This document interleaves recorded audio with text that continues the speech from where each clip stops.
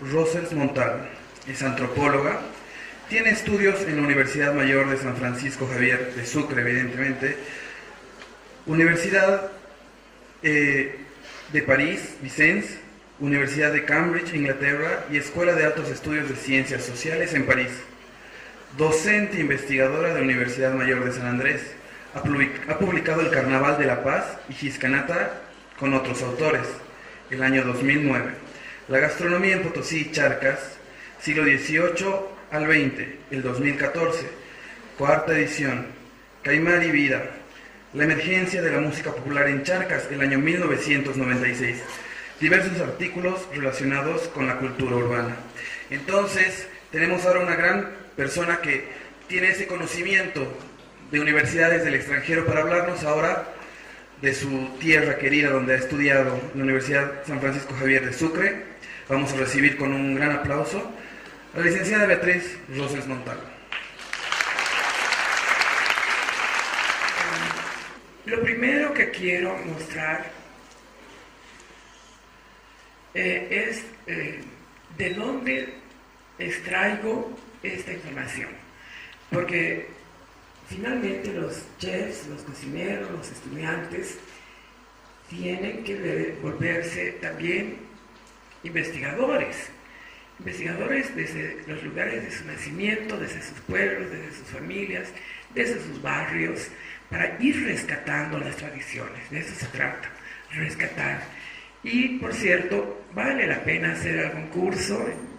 Anoche hemos terminado un módulo del Instituto de Estudios Bolivianos de la Universidad de San Andrés, un curso de investigación para personas que no están haciendo una carrera de historia, sino para cualquier otro universitario.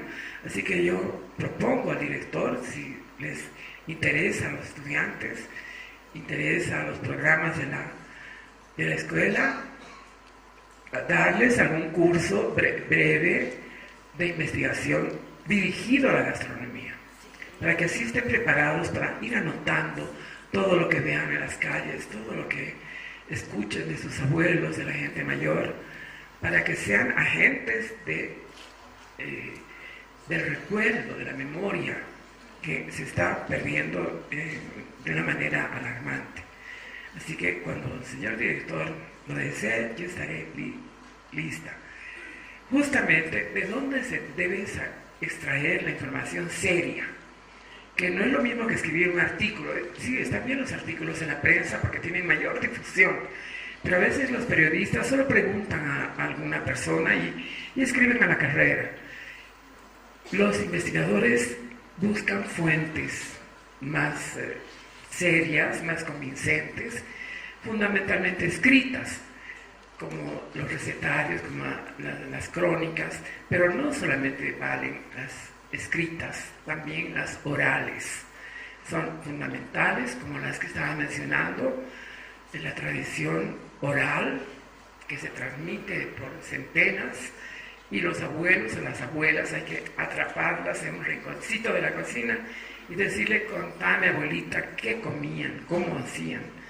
Es nuestra última oportunidad de recuperar historias de más de 50 años, porque ustedes son jóvenes, así que háganle a sus abuelitas, abuelitos, y a sus papás, mamás. A ver, los papás no quieren hablar mucho de la cocina, pero las mamás sí. Entonces, miren, en primer lugar, por antigüedad vamos a hablar de un documento fundamental, y viene a historia y es consecuente con el planteamiento que ha hecho la escuela de este evento: hablar de la tradición. La tradición la hace la cultura, la hacen las personas que conforman un pueblo, una ciudad, un grupo. Pero ¿basados en qué? ¿Sobre qué se construye la cultura? Sobre la tierra, sobre un sitio. Y el sitio es la naturaleza. Entonces, para nuestra comprensión como interesados en la cocina, es fundamental ver, estudiar la producción que da la tierra en cada región, porque ese va a ser un factor determinante. Por cierto que se pueden traer cosas de otras partes, como ha ocurrido ya desde la colonia, que Potosí era tan rico, tan grande, que tenía un comercio muy activo, no solo con Europa, sino con continentes distantes, China, Asia y hasta África, ¿no? Entonces traían toda clase de alimentos, porque Potosí podía pagar, tenía una riqueza muy grande. Bueno, sí que se pueden traer cosas de todas partes. Esa es una antigua globalización que también tenemos que entender, ha mencionado el director. Es muy importante que entendamos nuestra historia, no solamente encerrándonos en Bolivia, Bolivia, Bolivia, la paz, no se puede. Para empezar, estamos al lado de nuestros hermanos, entre comillas, peruanos, y era un solo territorio, una sola civilización que ha sido dividida después de la independencia, ¿no? Se ha dividido un enorme territorio donde se cultivó, se instauró un tipo de cultivos del que vamos a hablar, y la conquista cambió todo eso. Pero es importante que nos acostumbremos a ver ahora, 2015, nuestra ciudad, nuestro país, nuestro continente americano en medio del globo entero. Ya no podemos vernos ni pensarnos aislados, porque no estamos aislados. Nuestro gobierno tiene relaciones con casi todos los países del mundo, tenemos comercio con muchos países muy distantes como la China, Rusia. Así que la historia, aún de nuestra alimentación, la tenemos que ver en esa perspectiva. Y con esto termino esta parte histórica que me interesa muchísimo resaltar. Y la voy a mencionar enseguida porque la siguiente ficha habla sobre eso. Entonces, de nuevo, por favor. Estas son las primeras fuentes históricas, les decía, que existen. Están las dos primeras en archivos. La primera está publicada y se la puede comprar en el Archivo Nacional de Sucre. La segunda también fue publicada por un jesuita, porque en la Universidad de San Francisco en Charcas, que así se llamaba en la época, en La Plata, se llamaba así, ese año. Y vamos a volver a estos años porque estamos hablando de un periodo muy temprano de la colonia. Y el tercer libro, que nos va a ayudar a comprender las transformaciones y todos los alimentos que vinieron de España, de Europa, es un recetario de una marquesa de Potosí, doña Josefa de Escurrechea, de 1776. Sí, esta es la parte histórica que les quería recordar para que tengan presente siempre que somos parte de un mundo intercomunicado. Todo el tiempo ustedes pueden en sus pequeños aparatos o en sus computadoras comunicarse y hasta hacer negocios, y es una realidad, con Corea, con la China, con cualquier parte del mundo. Entonces tenemos que ver dos tipos de revoluciones muy grandes que se produjeron desde el siglo antes de la conquista de América. Antes de la conquista de América, Europa estuvo conquistando territorios en el Asia y en el norte de África. Recordarán ustedes hasta dónde llegan los romanos. Los romanos llegan muy lejos en sus conquistas, porque los pueblos del mundo han vivido siempre en conquistas y en guerras. Parece que es algo inherente al ser humano, que a la vez de tener la capacidad de ser personas constructivas, que inventan, que hacen inventos para mejorar la vida, la salud, los alimentos, también tienen ese afán de conquistar, de ganar territorios, de ganar poblaciones, de ganar poder económico, político, etc. Entonces, en ese sentido, toda la comida, gran parte de los alimentos que trajeron los españoles no venían directamente de España. Ya habían sido llevados desde los romanos Europa, por el Mediterráneo, de otras partes del mundo, como les decía, Asia y norte de África principalmente. Y así nos llegan, empezando por la empanada. La empanada aparentemente es de origen sirio, árabe. Cambia un poco, pero desde ahí va el concepto de empanada que se va cambiando hasta llegar a España y venir aquí. Pero no solamente tenemos luego otra gran revolución, que ya es la americana, que consiste en que productos importantísimos de América van a Europa y se constituyen en comidas fundamentales allá, como la papa. ¿Qué harían las comidas europeas sin papa? Todos sabemos, la papa frita, incluso Norteamérica, que es al otro lado, pero las comidas de Francia, de Bélgica, de Rusia, tienen la papa como un alimento fundamental y ha servido para paliar el hambre en determinados periodos.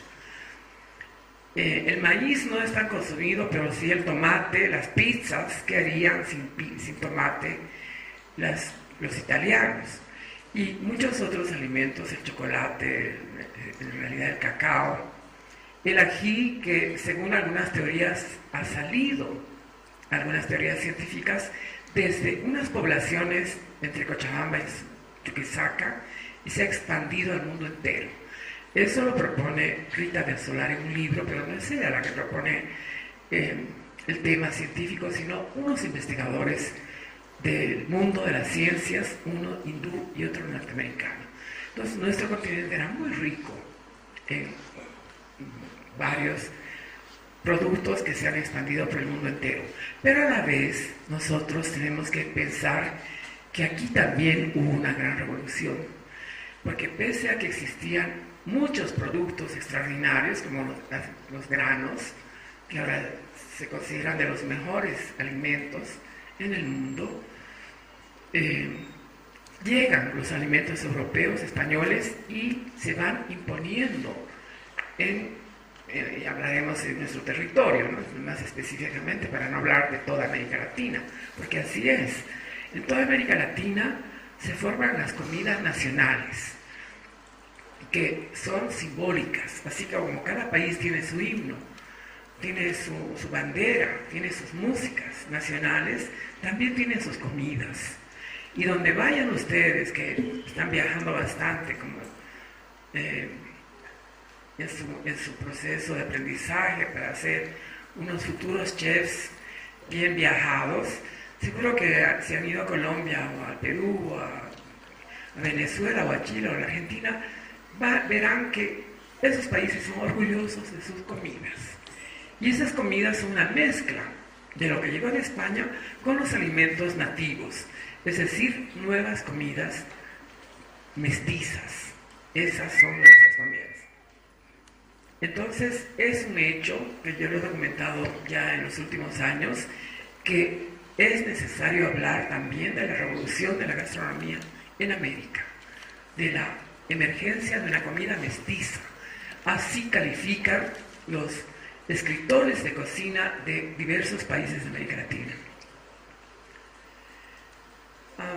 Este es el primer documento escrito desde Charcas, La Plata, que era el antiguo nombre durante la colonia. Miren qué temprano, de 1639.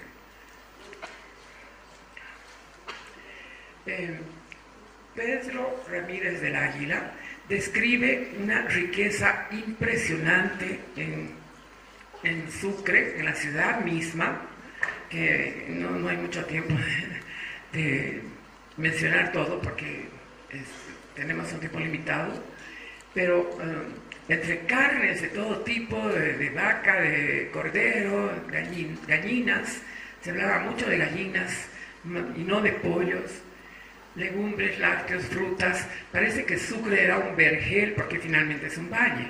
Entonces es posible detectar que no solo se han perdido en el tiempo los alimentos y productos nativos, sino también se han perdido muchos productos de los que llegaron y se adaptaron muy bien a las tierras, a nuestras tierras.